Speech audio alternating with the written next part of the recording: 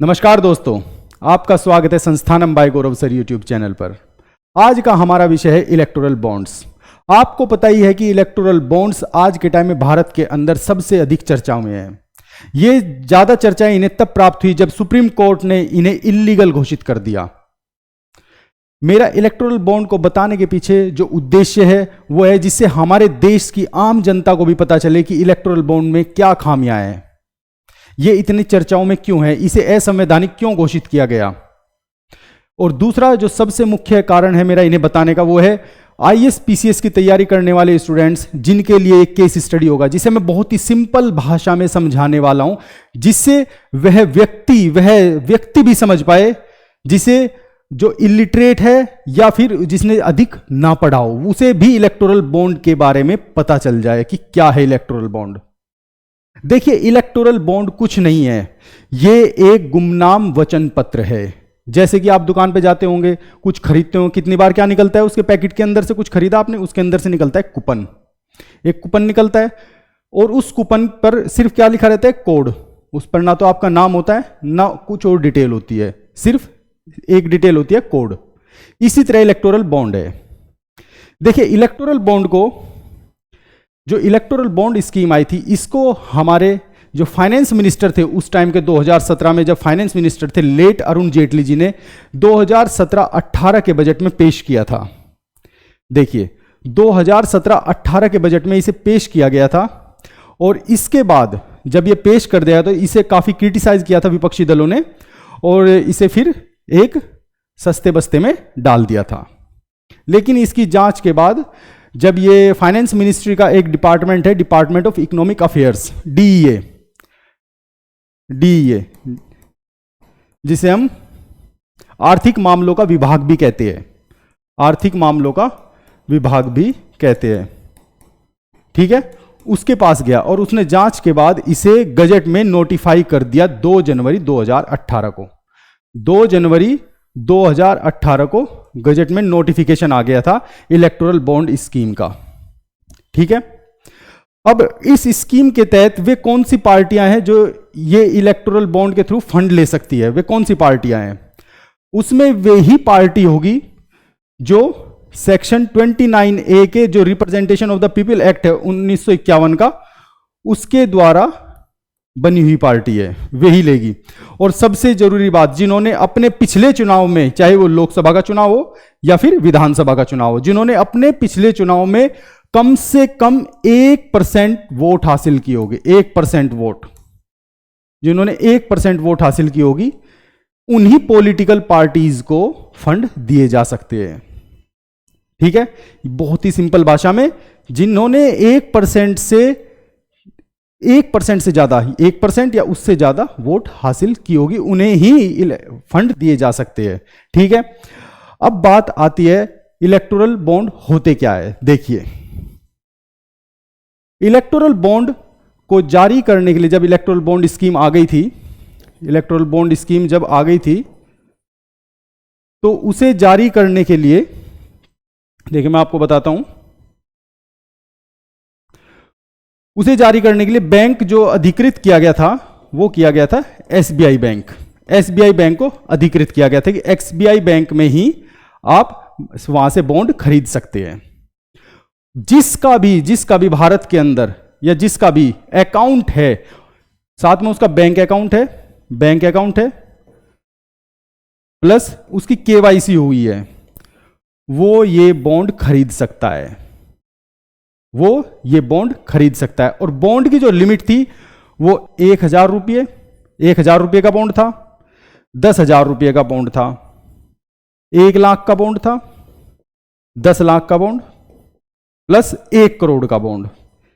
Bond को इस तरह 5 बॉन्ड्स में डिवाइड किया गया था, 5 बॉन्ड्स में, ठीक है। तो ऐसे खरीद सकते हो, ठीक है। अब देखिए, मैं आपको बहुत ही इजी वे में समझाता हूं।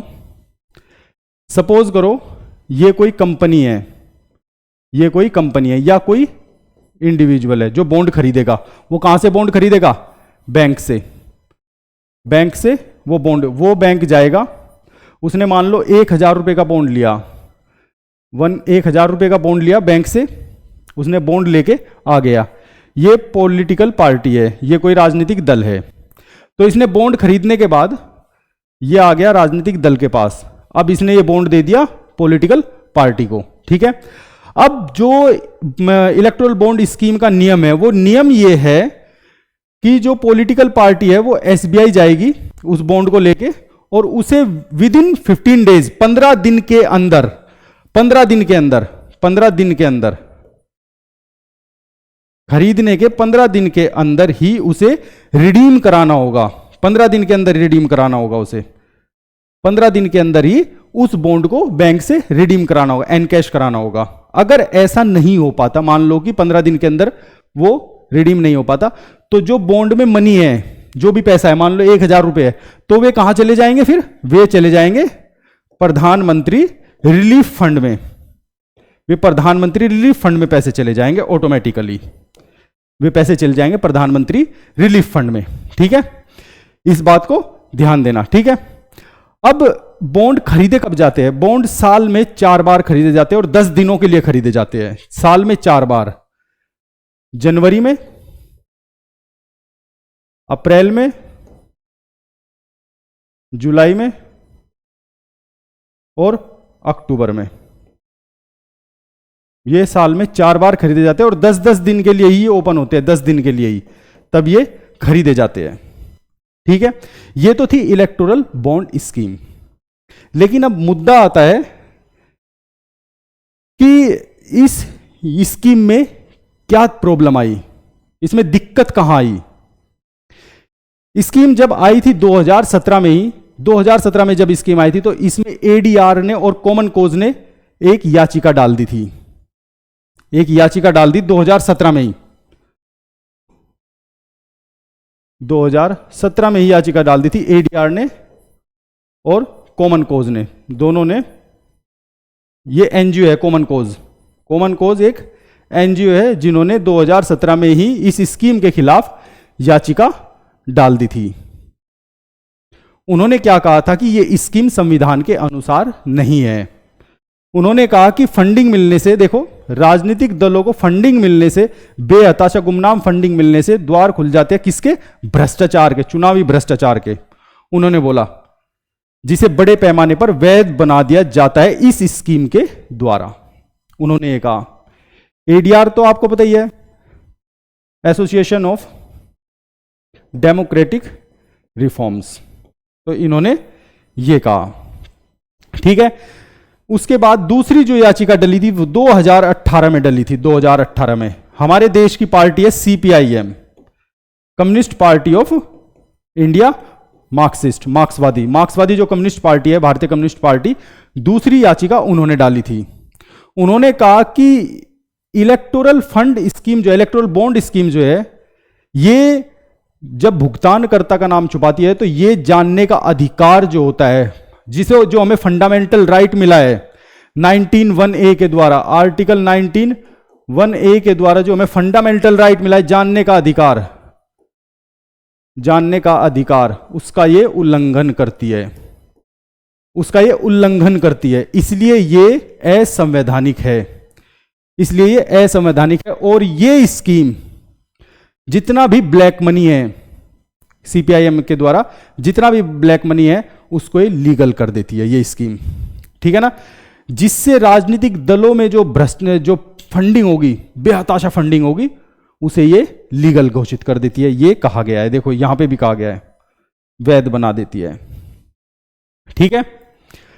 अब बात आती है नेक्स्ट, किसने क्या कहा, इस पर किसकी क्या प्रतिक्रिया थी। अगर इसके अंदर इतनी खामियां थी तो इस पर प्रतिक्रिया क्या थी। इलेक्टोरल बॉन्ड स्कीम जो है ये गुमनामी स्कीम है, इस पर भुगतानकर्ता का नाम बिल्कुल नहीं होता, इस पर भुगतानकर्ता का कोई नाम नहीं होता, ठीक है ना।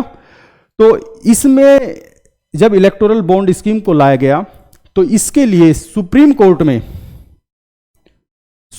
में ही इलेक्शन कमीशन ने एक हलफनामा दिया था। इलेक्शन कमीशन, चुनाव आयोग ने एक हलफनामा दिया, चुनाव आयोग ने एक हलफनामा दिया जिसमें इलेक्शन कमीशन ने कहा कि इस स्कीम के द्वारा देश में जितनी भी कॉरपोरेट कंपनीज है, जो भी कॉरपोरेट कंपनीज है, क्योंकि इसमें देश की कंपनी हो या विदेश की कंपनी हो, कोई भी बॉन्ड ले सकती है और वे किसी भी पॉलिटिकल पार्टी को फंड दे सकती है। ठीक है, कॉरपोरेट कंपनीज अगर पॉलिटिकल पार्टीज को पैसा देगी या फंड देगी, इससे क्या होगा कि विदेशी जो है हमारे देश की राजनीति में दखल देंगे, राजनीति में दखल देंगे। ठीक है, जो कॉरपोरेट फॉरेन कॉरपोरेट कंपनीज है वे राजनीति में दखल देंगे, ऐसा इलेक्शन कमीशन ने कहा। ठीक है, अब आरबीआई ने क्या कहा, जब एडीआर की रिपोर्ट के अनुसार, एडीआर के रिपोर्ट के अनुसार आरबीआई ने क्या कहा, एडीआर की रिपोर्ट के अनुसार आरबीआई कहता है, आरबीआई ने बार बार कहा है आरबीआई ने कि इस स्कीम को बंद कर देना चाहिए। उन्होंने बार बार कहा कि इस स्कीम को बंद कर देना चाहिए, ये हमारे देश के लोकतंत्र के लिए सही नहीं है। ठीक है, अब जब इतना कुछ हो गया, ये इलेक्टोरल बॉन्ड स्कीम चलती रही और सुप्रीम कोर्ट में याचिकाएं डलती रही। फिर 15 फरवरी को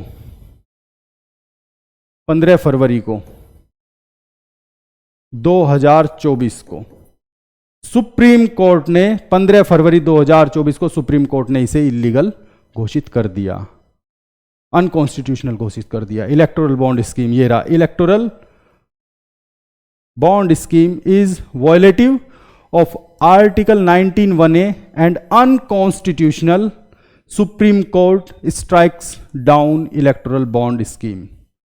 तो सुप्रीम कोर्ट ने 15 फरवरी को इसे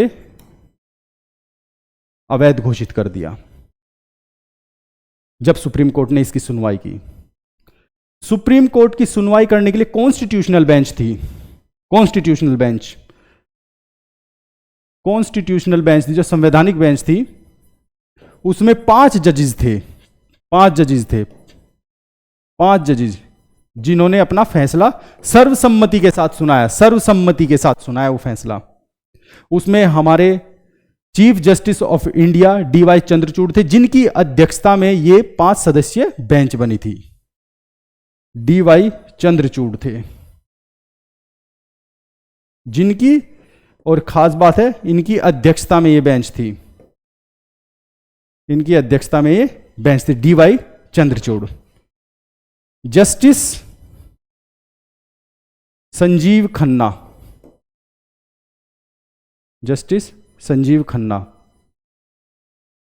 justice Manoj Mishra,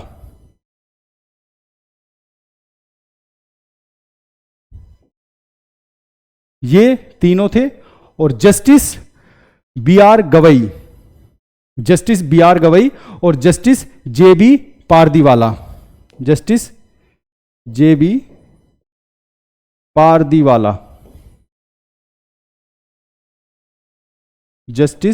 B R Gavai, ये 5 जजेस थे, जिन्होंने सर्वसम्मति के साथ ये कहा कि ये इलेक्टोरल बॉन्ड स्कीम जो है अनकॉन्स्टिट्यूशनल है। इलेक्टोरल बॉन्ड स्कीम, जिन्होंने इस बात को स्वीकार किया कि ये अनकॉन्स्टिट्यूशनल है। इसके बाद जब इलेक्टोरल बॉन्ड स्कीम आई थी, उसमें कहा गया कि ये बिल्कुल ट्रांसपेरेंट नहीं है, इसमें भुगतानकर्ता का नाम पता नहीं चलेगा, इस तरह की कोई भी बातें नहीं पता चलेगी। लेकिन जब इलेक्टोरल बॉन्ड को, क्योंकि उस पे इलेक्टोरल बॉन्ड का देख लीजिए सैंपल ये होता है, इस तरह का इलेक्टोरल बॉन्ड होता है, उस पे कुछ भी कोई डिटेल नहीं होती, देखने पर जब सामने से देखते हैं तो उस पे कोई डिटेल दिखाई नहीं देती, बस एक ही डिटेल दिखाई देती है, जिस दिन वो खरीदा जाता है, जिस दिन उसे खरीदा जाता है वही एक डिटेल दिखाई देती है, और कोई भी डिटेल उसमें दिखाई नहीं देती। लेकिन जब इसे फोरेंसिक जांच के लिए भेजा गया तो बहुत चीजें पता चली कि भुगतानकर्ता की पूरी डिटेल होती है, सब कुछ पता होता है। तो इससे क्या होगा कि जो सत्ता में पार्टियां होती है, जो सत्ता में पॉलिटिकल पार्टी होती है, उसे सभी की इंफॉर्मेशन रहती है कि इस कंपनी ने इतना पैसा इस पॉलिटिकल पार्टी को दिया, इस पॉलिटिकल पार्टी को दिया, जिसकी वजह से आर्टिकल 19(1)(a) का हनन होता है, उसका वायलेशन होता है। और दूसरा सबसे इंपॉर्टेंट कारण, जिसकी अगर किसी सत्ताधारी पार्टी को उस भुगतानकर्ता के बारे में सब कुछ पता चल जाएगा किसी के थ्रू, किसी बैंक के द्वारा, तो इससे देश की डेमोक्रेसी का भी हनन होता है, प्राइवेसी का भी हनन होता है। देखिए कैसे पता चला फोरेंसिक जांच। जब फोरेंसिक जांच की गई तो इलेक्टोरल बॉन्ड के कॉर्नर पे ऊपर की साइड, यहां पे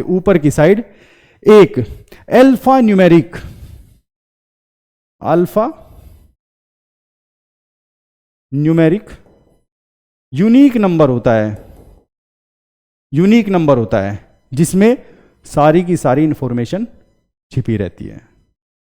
जांच करने पर ये अल्फा न्यूमेरिक नंबर दिखाई कैसे देता है? ये यूवी जो अल्ट्रावायलेट जो रेज होती है, जब हम उन पे ऐसे लगाएंगे अल्ट्रावायलेट रेज, तो ये नंबर दिखाई दे जाएगा।